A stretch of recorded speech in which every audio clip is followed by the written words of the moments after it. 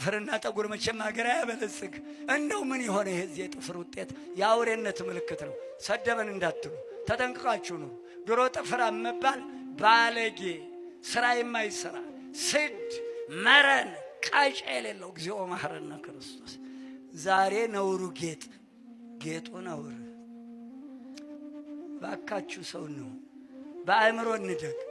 ጠጉርና ጥፍር ሀገር አያበለጽግም። ውስጡ ያለውን ጠጉሩን ግፍፍ አድርግና ውስጡ ያለውን አሳድገው።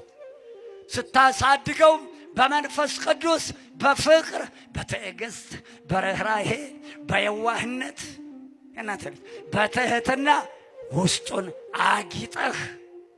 ዛሬ ሱሬው ዛታች ይወርዳል። አስሬ ወደ ላይ አንዴ ወርዷል። ለምኑ ይጠቅማል? አስሬ ወደ ላይ አትታጠቅም። ቆዳው ሁሉ በየሜዳው እየተጣለ ነው። ማን ያልፋው? ሙያ የለ ወሬ ብቻ።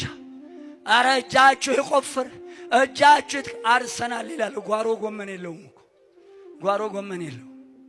አርሰናል ብሎ አፉን ሲከፍት ያመሻል። የጠገበ ነጭ ሲራገጥ ያመሻል።